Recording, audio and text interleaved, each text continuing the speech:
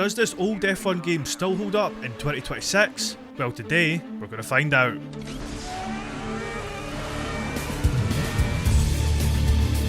Now, ladies and gentlemen, I know what you're thinking. Why is F1 2009 being classified as a game that holds up when it never really held up in the first place? Well, hear me out. We might not have the best F1 game in the world on your screen right now, but there are many little details and features that not even the modern F1 games have that a lot of us might have forgotten or even not know about. So this is F1 2009, the game that started the modern Formula 1 game franchise by Codemasters. F1 2009 was released for Wii, PSP and iOS, but if any of you were lucky enough to buy this game for the Wii, you will remember that you could buy a limited edition racing wheel to go with your copy of the game, just like this little kid did at the time. I wonder how he's doing now. Wat zelfs meer. Now, when people mention F1 2009, they don't exactly think of this game as sim racing material, which is what it's listed as. The best way to describe it would be a mix of arcade and sim with its interesting design of handling, but for an F1 fan who just loves to play the game, or any type of racing game in general, it's still very fun and offers more than you think.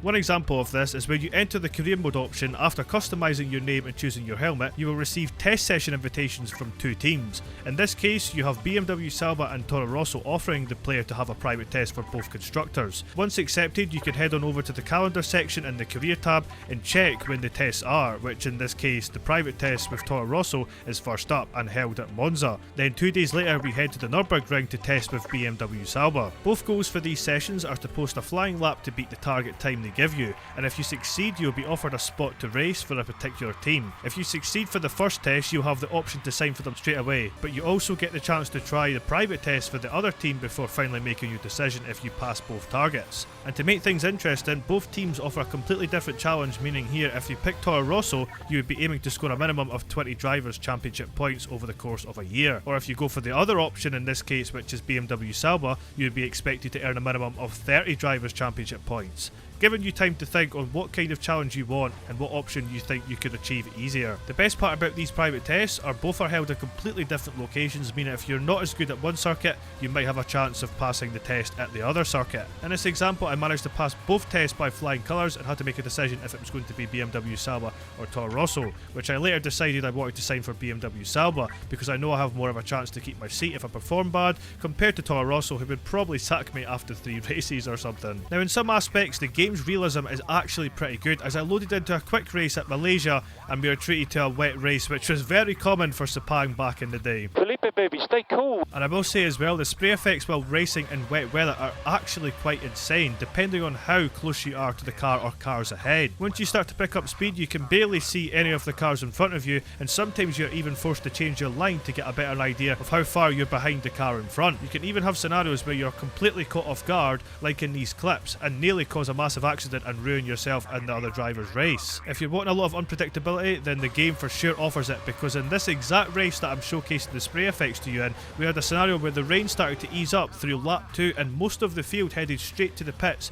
to fit intermediate tyres, even though this was heading into the final lap of a 3-lap race, promoting us from P9 to P4 with only 1 lap to go. And what's even crazier is that during the final lap, the rain started to come back on even heavier than it was at the beginning of the race, making the drivers who box for inters instantly regret their decision. And they aren't the only ones who regret a decision, because in this game you have driving assists as well, but in this section of the pause menu you can see there's an option to turn on and off an assist called anti-skid and anti-wheel spin, which is pretty much traction control and ABS. Now, you're probably thinking for the best possible experience you would turn it off. I thought that too, until you start drifting out of every corner and become a rally car with no chance of trying to be smooth with the throttle and the brake control, as you're literally pressing 2 different buttons on your Wii remote to control the acceleration and braking, meaning there are times where you're having to brake, lift off and brake again just to get a smoother braking point, rather than just pushing the button once when you brake into the corner. If you overdo the acceleration, you can very quickly wear out your tyres, which you can see happen to me here after forgetting my braking zone and spinning out and trying to get going again. And for the remainder of the lap, my tyres were officially gone and I could barely control the car and get going, pretty much driving at walking pace, and this video pretty much sums up what's going on. To be fair, if you get the hang of these controls, you can generally have some great fun drifting around different circuits. It's also very easy to blow up your engine if you rev too much, which you can see here. This was due to trying to get my car across the line on the final lap with completely worn tyres, and by the time we got to the final corner, the engine was smoking. And don't worry, I've not just used Fernando as a joke for this example, it's just unfortunate the way the races went. Here's a quick example of the engine actually blowing up in a race because it never happened in the one I've just shown you.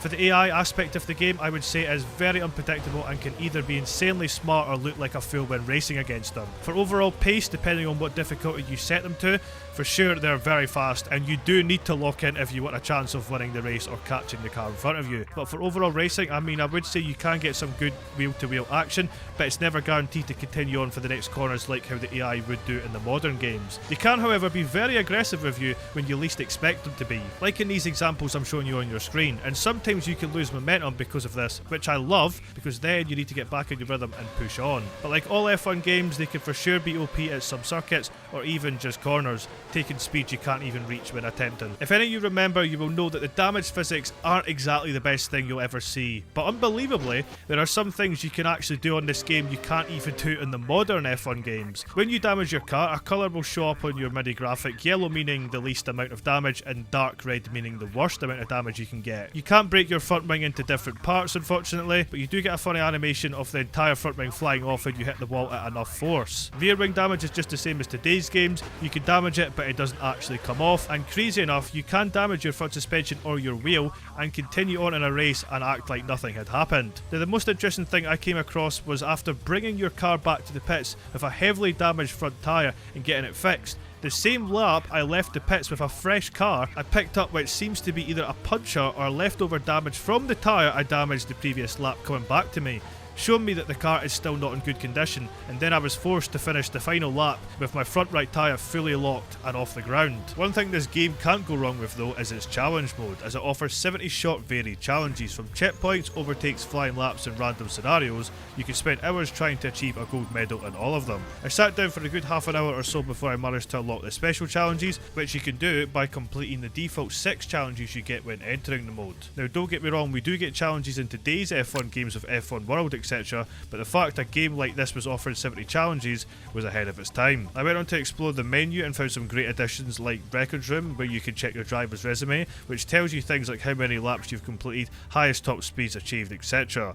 which is something I used to love from the older F1 games. You've also got an awards section, a trophy cabinet, and even a way to compare more than one profile you've set up in game. Lap records from each circuit you've driven on are also featured, and they're much easier to access than the modern games. And there's even a Formula 1 vault section where you can learn about circuit guides, driver biographies and team profiles. I also jumped into time trial and had a few laps around the classic Singapore layout, because don't we all miss the famous Singapore sling section. And I did find out as well, you can change tyres before you head out onto track. Yes, I know, you're somehow able to shove inters or wet tyres for a dry time trial session. By this time I was getting quite concerned about how well I was doing and getting used to the controls, so I came back into the pits and watched my car automatically drive into its pit garage, which is quite a rare sight to see. Depending on what experience you want in game, it's optional to turn the engineer off while racing, and if I were to take away a few things from my experience having the engineer on, I bet you didn't know that King Charles was doing the engineering side to F1 2009. You've got a stop-go penalty. Return to the pits.